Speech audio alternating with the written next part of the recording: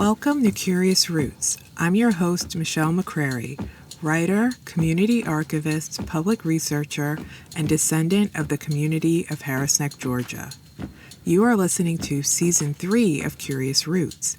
If you haven't listened to Seasons 1 and 2, please go check those out on your favorite podcast platform and leave a review while you're there. Thanks for listening. For the fifth and final episode of Season 3, I have a special treat. I had the incredible good fortune to sit down with Yael Gordon, a historian, consultant, writer, and genealogist working on her second PhD in higher education at Jackson State University. Yael's research focuses on antebellum history. In this conversation, we talk about her expansive research, which also included time as a consultant on the television series Queen Sugar. Part of her work on the show included helping to create the Queen Sugar 101 Learning Companion. Links to the companion and more about Yael's latest research are included in the show notes. I love Yael's work because she illuminates the everyday lives of enslaved people and recovers the contours and nuances of their lived experiences through her work. I hope you enjoy this very special episode. Thank you so much for listening to Curious Roots, and thank you so much for listening to Season 3.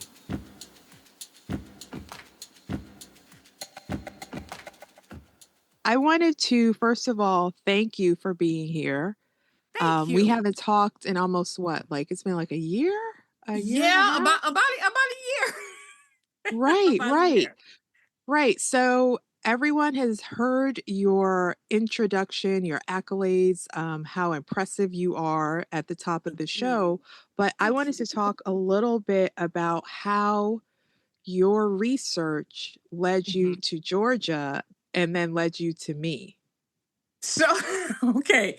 So some of the things that I do outside of, say, actual plantation research is I try to identify Black people, African Americans who are in paintings, portraits, photographs, and they are persons that are unnamed. So they are unnamed sitters. And so what led me to Macintosh was I had an art collector, an art dealer that was looking to identify a woman, an elder that was painted there. And so it was probably maybe like between 1910 and 1912-ish. And so they asked if I could try to identify this woman. And I said, yeah, I absolutely love, mysteries and puzzles. Like, give me the hard stuff. And so the only information that was presented to me was that it was an artist that came there and he was residing there for a moment. And his daughter took a liking to the woman, and he painted her with the child, and that was all the information because the people are long deceased now. And so I said, okay, yes, I love this. I have to find this individual. I have to find out who this woman was. So a lot of times when these dealers or the collectors, they contact me, is usually either for it's usually, again, it's mostly private sales, whether that's to another person who's purchasing, or it's going to be something that's going to be acquired by a museum. And so I said, absolutely, because when they finally do place this piece, I want this woman's name to be, there on the label as visitors are viewing the piece. And who did you find out who she was? I did find out who she was. I'm not at liberty to say her name right at this moment because the process of the sale of the acquisition is still in process. because what I do is I go in and conduct the research for it so they can present it to the person or entity that's going to acquire it. But what I did find that she did not, the woman, as soon as I'm able to talk, get her name freely, I will definitely send it to you, because I would love for you to do a write up or a conversation about her and just her family. But she didn't have any, there were no children. And so it's, to me, it's like, okay, now you have an ancestor whose lineage is no longer there. And so it stops with her, but she's solidified in history because she is in portrait. But what it made me find, that this community was so family and community oriented, and people were helping each other and they were living amongst each other. So many families that came from that area. And no, when I first contacted you about it, I was, asking about some of the surnames and the people that were there, just to try to put together some information, because what I really wanted to do was say, I was hoping that she would have had descendants or known descendants. And I'm not going to say she did not have any definitively, because she could have had some children that were off somewhere else that were not able to be identified, and not tied to her in documentation, factual documentation that was found. But I would have loved to be able to say, hey, this is your ancestor, because I love being able to put descendants back with their ancestors. I love that. And it reminds me of the other work of art that you found, Leana, from the Yes. Lambeth family. Do you Yes. want to talk a Yes. little bit about that investigation and how that came to you and how you identified her? Absolutely. So with Liana, she it came to me again from an art dealer. They were working with a family that are descendants of the Lambeth family. William Meridith Lambeth, he was an owner, plantation owner. He had enslaved people. He owned at least 5 plantations. He was also a purchaser and trader of enslaved people. So his main work came out of the slave trade, in purchasing and selling. And so they asked this painting. It had been in their family for since it's been painted, and that's been since the mid 1800s, even before that. And so it was always known as the Lambeth Children. But as everyone can see, there is a beautiful brown skinned woman in this painting. There's a beautiful black woman in this painting who was previously unknown to the public or anyone outside of that family. And again, this has been since like 1837-ish. And so those people who would have known anything about her are long gone. And so they gave me the task of trying to find out who she was.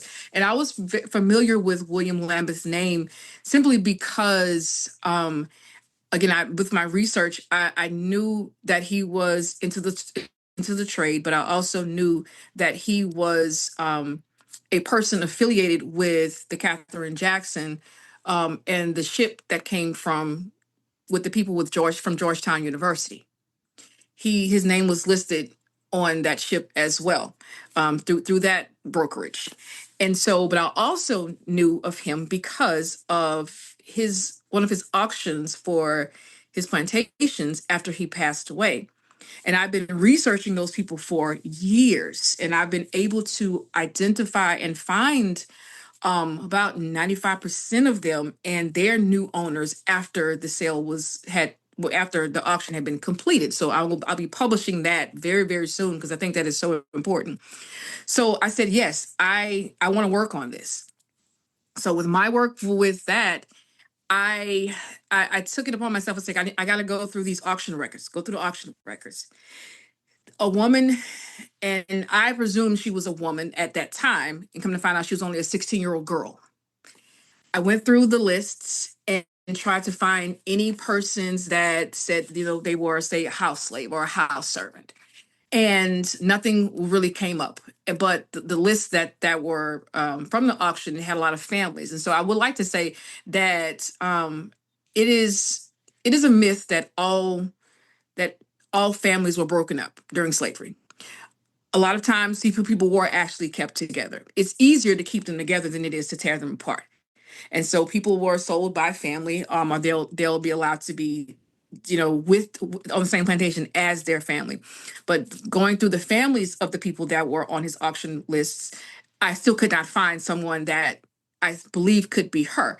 But these plantations from his auction were in very rural areas. This painting was done in New Orleans, in Orleans Parish, and said so for him, he resided for a moment in Orleans. That is a big city. And so it's city life. So he would have needed someone to work in the home and not someone to be on the actual plantations where he did not necessarily stay. He was an absentee owner at most of these plantations. So he lived the city life. So I said, okay, yes, this person has to be with him at his home. And so I started doing research on him and his more research on him and his family. And so when we're researching enslaved people, you have to look at the owners, look at their families and see what's going on with them, their allied friends and allied families. And I learned that his wife had passed away a few years before the painting had been done. But I also found that the little boy in the painting, it is a posthumous painting. He was deceased at the time of the painting. And so it was in homage to him. So that's why he's looking away and the daughters are looking, straight, but the woman is looking at the child. So what he would have needed to do was get someone that was going to take care of his kids now that his wife was no longer living. And that's exactly what he did. I went through the records and I started looking through other records of bills of sale, and I went to Orleans Parish to try to find some information. And I just kept digging, and ended up finding multiple sale records that had nothing to do with this particular situation. But I found the sale records for Leana, a girl named Leana, 16 years old, and a man, and no one knows what happened to the guy that he purchased, but he purchased her a few months before his son passed away. So he purchased her to take care of his kids again because his wife had passed away, but she only took care of the kids for a little while. And so I was able to track her, and through her bills of sale and documentation, comes to find out she actually came from Mississippi. So she was not from Louisiana, she was from Mississippi, and she was owned by a woman and her husband, and that were going through a divorce. And so the wife needed money to pay for the divorce proceedings and the attorney's fees. And they own enslaved people, but it was like maybe three or four or five. It was not a large number. And so when we think about owners, we often think about these people that own a massive amount of individuals. No, sometimes it can be one, two, or three. That still makes them owners. And so she had to have some way to pay for her legal fees. And so she sold Leana to William Meridith Lambeth to pay for the divorce. And even going to Mississippi, I was very familiar with the area of going up there because my family is from the northern part of Mississippi in Pontotoc. And so I said, as soon as I said, okay, yeah, I need to go up here. I'll drive, from Louisiana up there. I don't mind, because I originally called and no one could help me. No one can help me at all. And they're like, we don't know the information. So I said, I'm just going to take a drive. And so I took a drive. And one of the worst things that I often encounter is when records don't always exist. Yes. So the Union troops burned the courthouse in the Yeah. county where the records were. And so I had to just keep digging while I was there. It ended up at the Historical Society, and they were able to salvage some books that people were just kind of throwing out and things like that. And I was just going book by book by book. And that's when I found more information about the origins of why Leana was being sold. So now she sits in the Virginia Museum of Fine Arts and is listed as Leana and the Lambeth Children. She now Wait, has a I name. love that. I love that. And I think that is so important because I feel like those ancestors call out and they want to be named. Yeah. And it reminds Yes. me of an interview that I read in Bold Journey that you did. And you Hmm. said that this has always been your calling, and Yeah. that one of the things that you have always done is paid attention to what people say and then what they don't say. And kind Right. of that space in between is like what Right. allows you to find this information. So Yes. I want to know, as you research, how does that show up for you? Because I hear a little bit of it in you trying to find Liana, and I hear like, records are gone. Hmm. Nobody can help. So how Right. does that show up for you when you find those silences and you find, you know, those spaces where things are unsaid or unfound? How does that show up? So for me, it is really trying to connect with, or the ability to connect with the people as people, because they are not just names for me. Their lives are not just stories of bygones. I'm looking at individuals and their lives as actual people, people with real lives, people with real human emotions, whatever they were going through, with happiness, with sadness, with trauma, with gratitude, everything, and trying to figure out, okay, well, what was going on? What were they thinking? I never want to speak as though I know everything about them, but I want to be able to present as much as I can, to try to just give an understanding of what they were doing and thinking and saying at that particular time, within the circumstances of which they were living, because times are different, times always change. And so they were living according to what was going on and the matters in life at that particular time. And I try to make it as human as possible. And so that's, again, deep diving and trying to find every bit of information, but not only their information, but information about their families, their neighbors, what was going on. It's just the beauty of historiography. What was going on for at that same time, but different perspectives. And so I want to be able, I've always been able to be in tune with that. Since growing up as a kid, I've always been, that quiet child, that neurodivergent child that just really hyperfixates on knowing about people. And for me, learning about people, I've always had to watch people, listen to them, pay attention, and understand. So for me, it becomes relatively easy, and I always want to be able to present people as humans, even when we don't agree with, the situation. Yeah, shout out to that ADHD because it'll have you It, focused. I will say, and this is, with me, it's ADHD, autism, and so it helps me. And I Yeah, think it's a real blessing, it is. because It's a it superpower. it is a superpower. Yeah. It allows me, I see the injustices, I see the humanness, I see the emotions, I see how people have to matriculate and act and mask through life. And Black people, we've been masking for decades, for centuries, showing one thing as opposed to feeling another. And so we're this, a lot of it is, it's just a brilliance in that. And so I really take a real niche to understanding people. And I love that. And I when I talked to you that first time, I really got that sense that you were just like it's almost like if you could imagine that you're inhabiting these spaces and you kind of see everything that's going on and you'd Yes. see all the pieces of the story.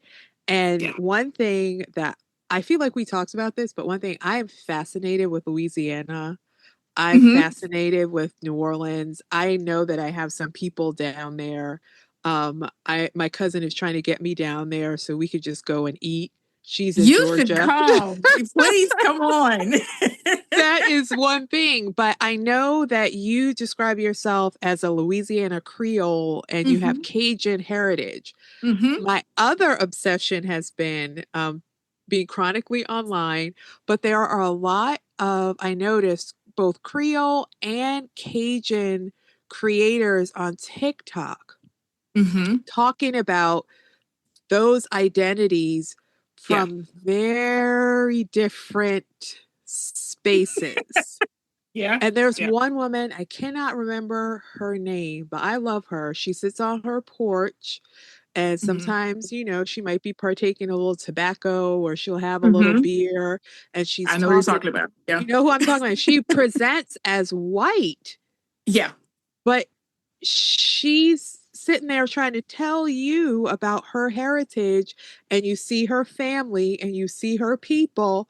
And I Yeah. feel like Black people get it, but I don't think some Black people get it. Like, So yeah, I'll say yeah, some Black people get it because I do see a lot of Black people, unfortunately, arguing with this lady about her own yes. heritage. And those from Louisiana is such a beautiful place to me. Those outside of Louisiana, um, I don't know if sometimes they just don't understand or don't get it. That's what some of our family looks like.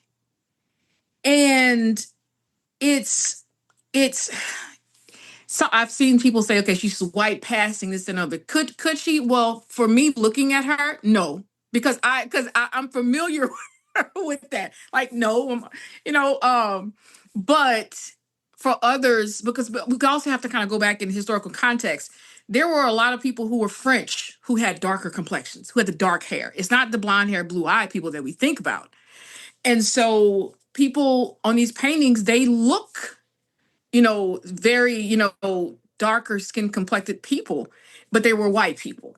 But people from Louisiana, depending on what area you're from or what your family lineage is, they indeed, look like that. And So, yeah, how does that show up in your family? What is your, as a historian, as hmm somebody who studies all these hmm cultures, yeah. how do you define those cultures in your own family lineage? And how do Yeah. you see that in general?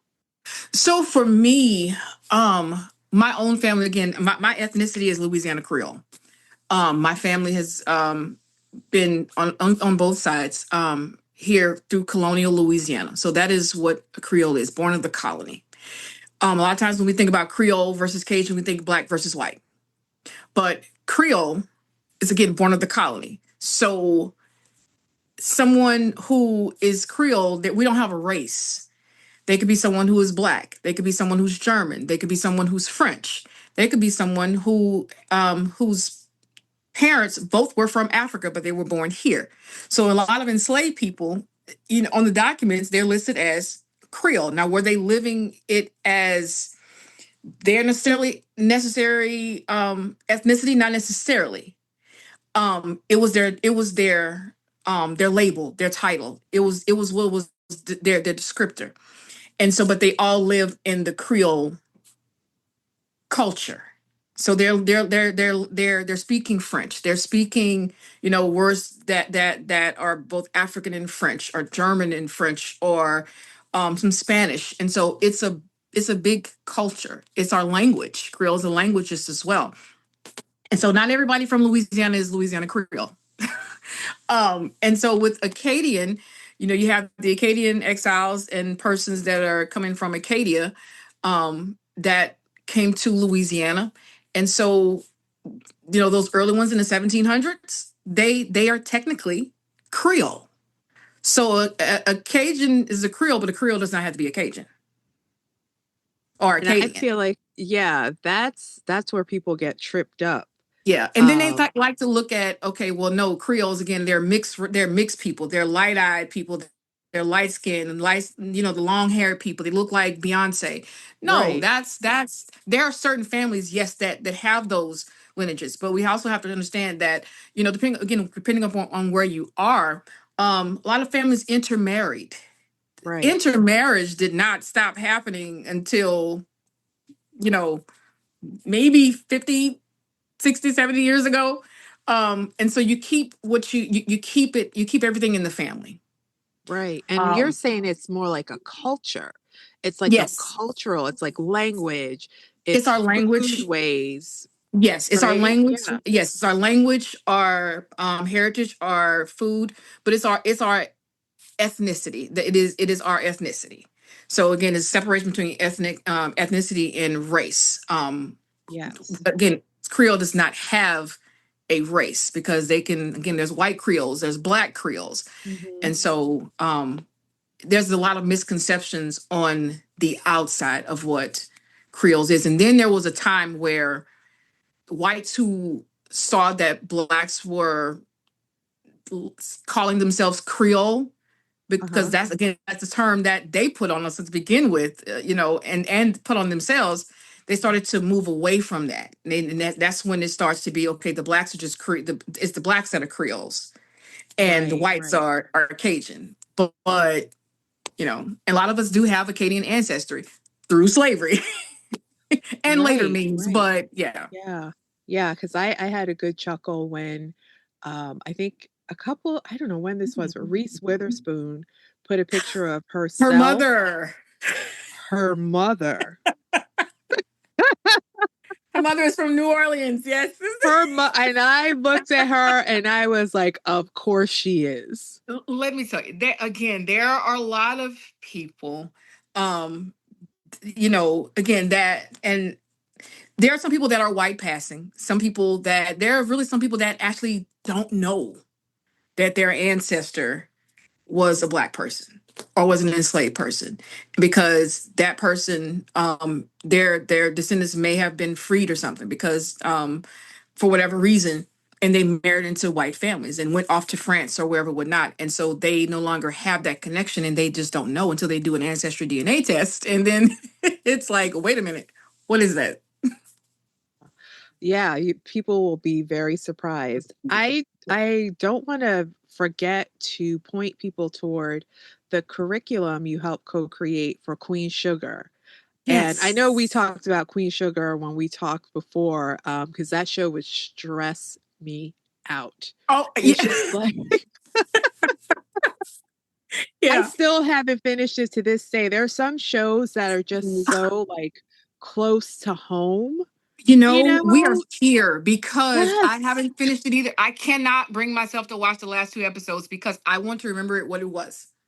I don't like things to end. Yeah. I can't. Yeah. It's yeah, and just like the discussion of land loss in Black Yeah. communities that's still going on today. Hmm. But I want you to talk a little bit about that curriculum Hmm. and how that came about and Okay. kind of what you found. I know that there's one video and I want to make sure that I link to all this stuff so people can find Okay. it. But you Absolutely. are going into you know, enslaved people's quarters. Hmm. And and I was like, wow, Ryan Yeah. Coogler, I don't your locations and the visuals for Yeah. Sinners on Yeah. point. Yeah. On point. Yeah. When you come to Louisiana, and I'm going to say when, because you're going to come, we're going to have to take a ride to some of these places, because there Yes. are a lot of these old homes like that. They still exist. Sometimes people still live in them. So with Queen Sugar, I was working on one of the plantation sites that I was researching for, St. Joseph Plantation, in Vacherie, Louisiana, in St. James Parish, and I was working there, providing tours and research for the site. And on that site, there are authentic slave cabins, and they became sharecropper homes. Okay, and so it's actually right next door to Oak Alley Plantation. And on the opposite side is Felicity Plantation. So all these people were related, these owners and everything. But that is the site where Ralph Angel's house was in the television show. It's behind the big house, or behind the plantation home. So that's what they filmed those scenes for Ralph Angel. And so I was just coming to work one day, and we know everyone was on site. And usually when they were there, I wasn't there. But this time they actually I was there, and the producer and her husband were there, and some friends of theirs. And I was got to talking to them and find out she's a soror of mine. And they were like, what are you doing here? And I'm just like, I work here. And I get that a lot. Working on plantations, people are like, what are you doing here? And so we started talking, and she's telling me, who she was, and how her husband was a descendant of GU272 also, as I am. And so we just connected, and then she proposed the idea to me of helping with the learning companion for every show or movie that Ava DuVernay completes. She creates a learning companion. She is phenomenal in her work and her storytelling, and I appreciate that. So Ava gave the blessing of doing the learning companion, and I said, yeah, absolutely yes, because I researched the enslaved people on this property when no one else does. I do this. And so I said, everything that I have, that I can put in here, I'm going to put in here the names of the people that actually were there, their sales, their amounts, things about their descendants, everything, because that's what the story was about. It was about people who descended from enslaved people living on these properties. And so even though it was a fictional television show, this is what happened in real life. And so I was able to provide the information about people like Jesse Priestley, who was enslaved there on the property, or people like Charlotte and Emmeline, who were originally purchased in 1825, but still survived to when the wife passed away in the 1850s, and were listed on an inventory list. And so they were shipped from the North, Maryland, Virginia, DC areas. So it just shows the survival of them. And so I was able to put that into the learning companion and write all of this. And so, but other things that in the learning companion talks about the protests, the lands itself, the cultures of Louisiana. So it is a big compilation from several writers. So I have a lot of written pieces in there, and I'm just grateful for it. But it's queensugar101.org, and it's free. Share it with everybody. It's a teaching tool, and it's in lessons, so you can teach it to children, teach it to elders. It's amazing. I love that. And you said something that just made me think of this moment that we are in. We can't ignore it. We're here. Mhm. And all of the things that are being done to kind of either erase, Yeah. disappear, or, just pretend that these Mhm. things didn't happen. Right. How have you felt any of that in the recent years? And like, do you feel like if Yeah.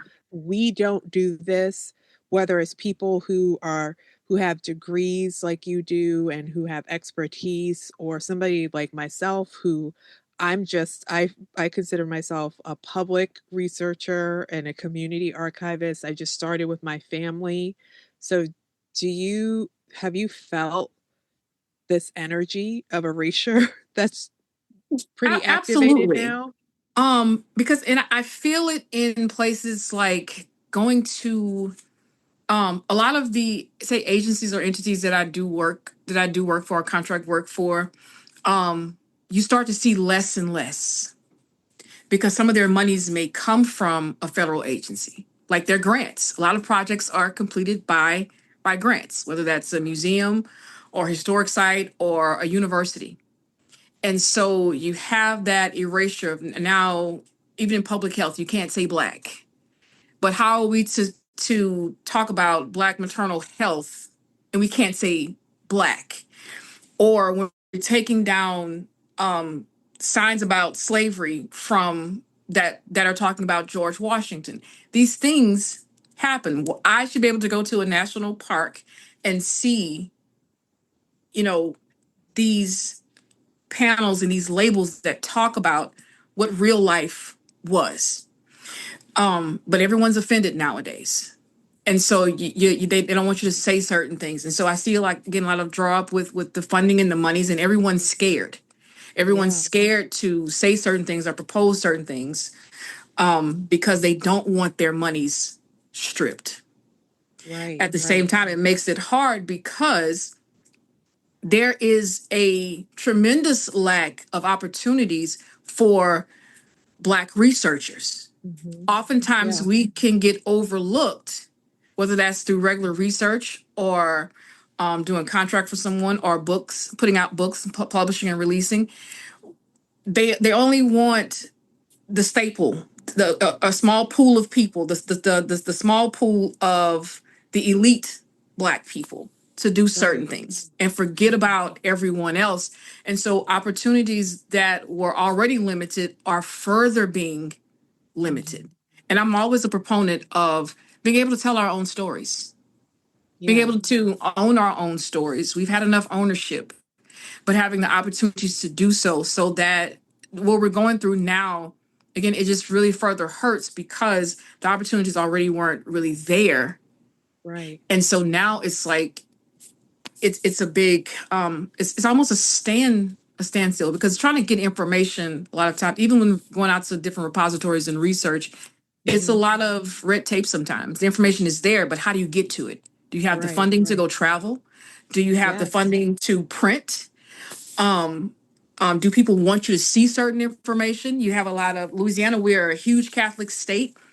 Not Hmm. all of our diocese have archivists, and Right. so a lot of the records that have enslaved people in them or Black people in them that were free way beyond, they're not really accessible, and no one wants to have Right. those conversations that we've lost so much. The hindrances are just terrifying at this point. Yeah.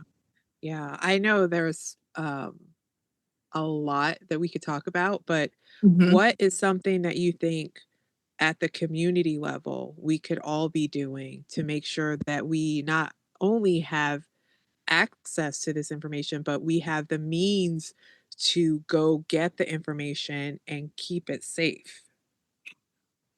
Find a partner, find other people who are willing to help you. Work within, be an advocate for being a voice for your area.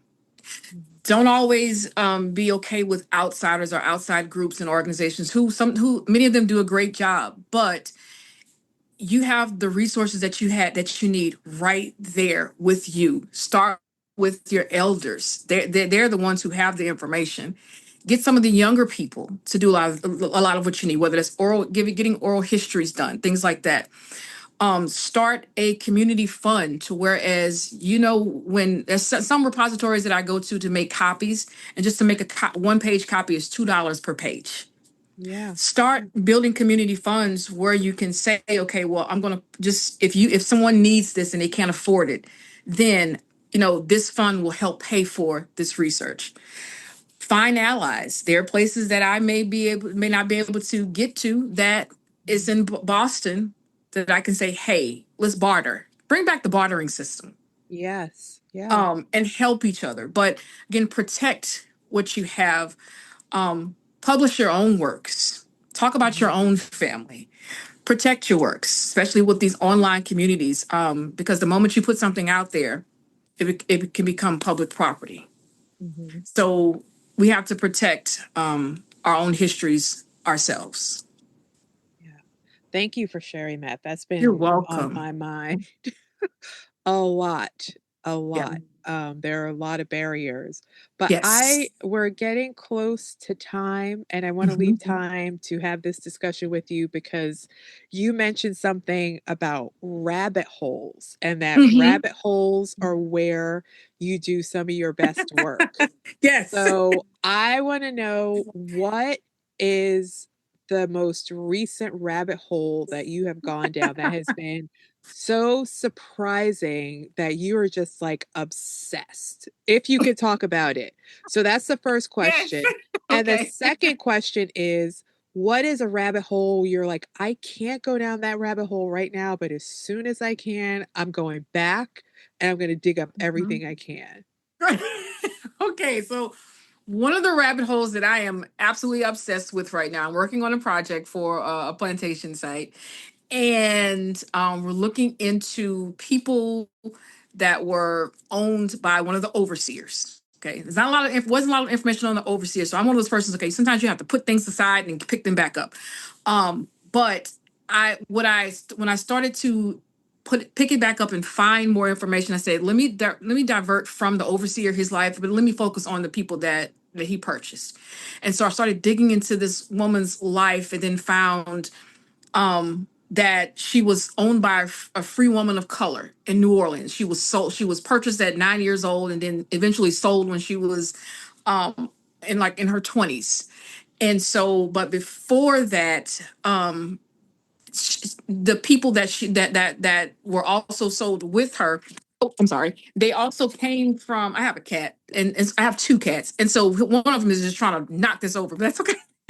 I love it. um, and so the one of them was sold and trafficked by the Williams gang. The Williams gang, there's a book about the Williams gang.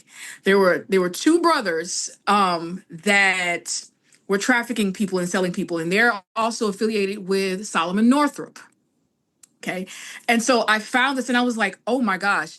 And so the older brother, he was arrested for trafficking enslaved people, not because of that, but because he got them from a penitentiary. He purchased them from a penitentiary and tried to bring them down south. And so apparently that part was illegal, but not the people themselves, right? But so I was like, wait, is this so this person, one of these persons in here was trafficked by the Williams gang. Like that was really fascinating to me, just going down those holes. And then I found another one of the persons that the overseer owned. The man who brought them down, they were actually going to be walking from a different state. It was not even a state that was close. And from Kentucky, as a matter of fact, they were going to be walking from Kentucky to Louisiana, walking these people, men, women, and children. And I started digging into his life because I want to be able to add that into the report. Come to find out, on one of the trafficking situations that he was conducting, it was a about 90 people, and he ended up being killed by some of the enslaved people.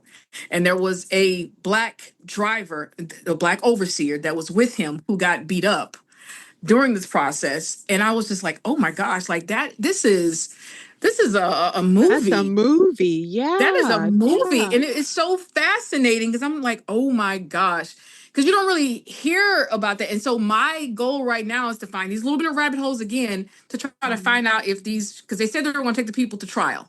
So I want to be able to find some kind of trial records for these individuals Right. that that they caught and that ended up killing this trafficker. That is crazy. So Solomon Northrop is the 10 years a slave 12 years a slave. person. Yes. 12 years a Yes. slave. I'm sorry. So he's the Yes. 12 years a slave. And the Williams gang, were they black or white? No, they were white.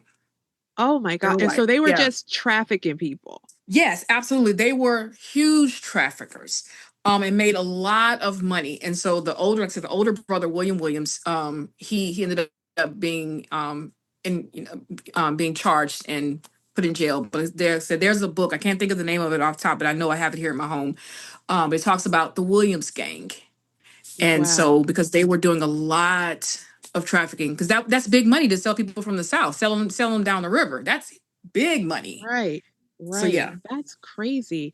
That I remember hearing about people making those walks to the plantation. I read Mhm. it, I think, in The Half That's Never Told.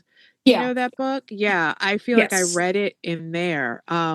Are there any like fun, salacious rabbit holes? Because one of my favorite podcasts is called Our Ancestors Were Messy. And Yes. I love any historical messiness. So Oh my gosh. It's so much messiness that goes on. It's like you're hearing the tea from these people's lives. And so again, kind of going just throwing it out there. One of the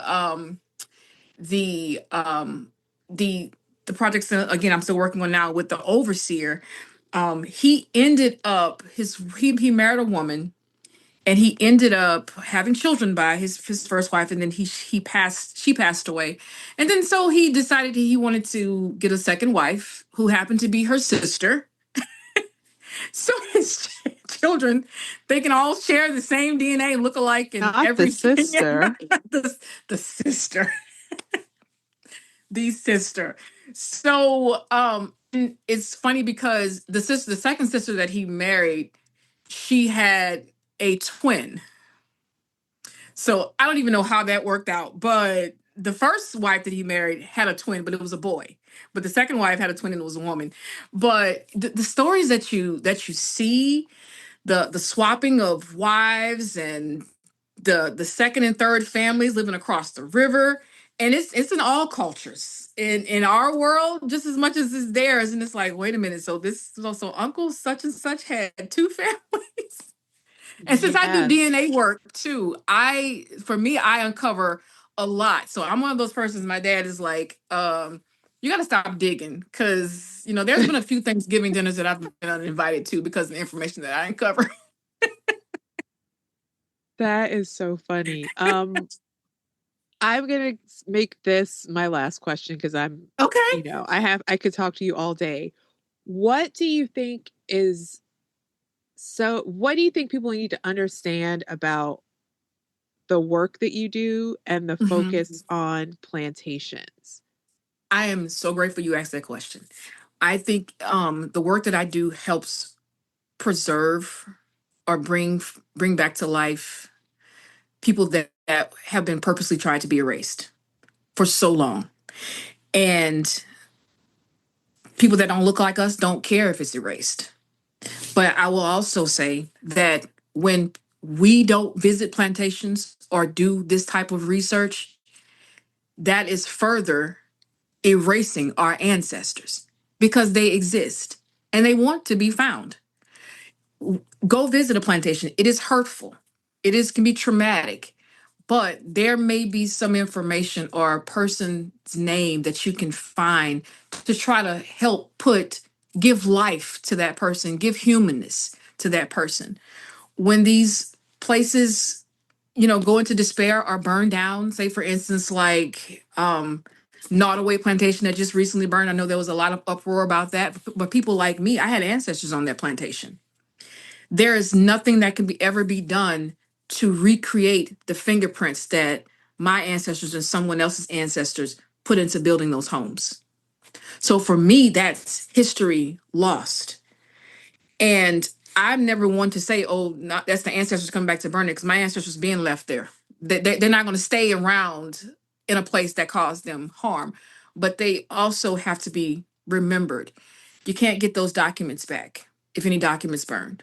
You can't get that craftsmanship back. If something's behind the walls that an enslaved person put there and hid there, you'll never be able to get that back. So it's losing realistically not a plantation home, but it's losing something that we should be rightfully owning because we built those spaces, not them. We did. I'm glad you put it that way because I felt very mixed about Mhm. that, because that energy of wanting to see it all burned and cleansed with fire. But I am so glad you bring that perspective of this was the blood and the tears that went into this. And yeah, I'm That really we glad never that give you credit shared for. And that. there's so many groups on Mhm. Facebook. Oh, the architecture is beautiful. And Right. I'm in all of these groups, and I have to be mindful of what I say in these groups because I'm a Black person. I'll get put out of the group because it's not ran by Black people. Right. And so it's like, Right. yeah, I get the architecture is beautiful, but what about the people that sweated and dreaded making those things? Our Yeah. ancestors were architects. Our ancestors were doctors, physicians, everything, and we never get Yeah. that credit. And so when you erase stuff, again, yes, white people they're upset that this plantation is gone. Hmm. They're upset because to them that's a symbol, but Yeah. realistically, it now helps erase what was factually there. So I can't say, okay, well, such and such was actually there because 20 years from now, nobody's going to, necessarily remember that. So when you erase things, then it gives them more credit to say something never existed. Right. Yes. Exactly. Exactly. Thank you so Thank much. you. This is such a pleasure. I'm putting it in the universe now. I will be coming to If I have to come and get Louisiana. you, I love to drive. Because I have to come and visit McIntosh County. Like I have to. Because one of my projects now, working in my second PhD program, is talking about land ownership and what we lost Yeah. and what we should be Yeah. owning.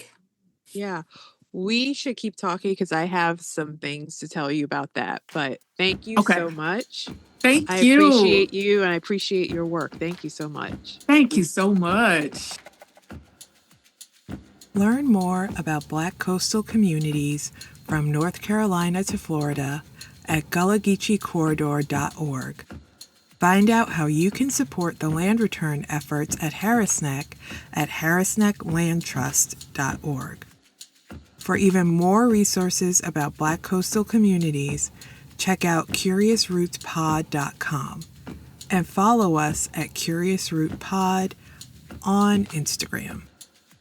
Curious Roots is executive produced by me, Michelle McCrary, for Moonshadow Productions and Day Clean Communications. Music and additional co-production is by Juan Pablo Piedrahita.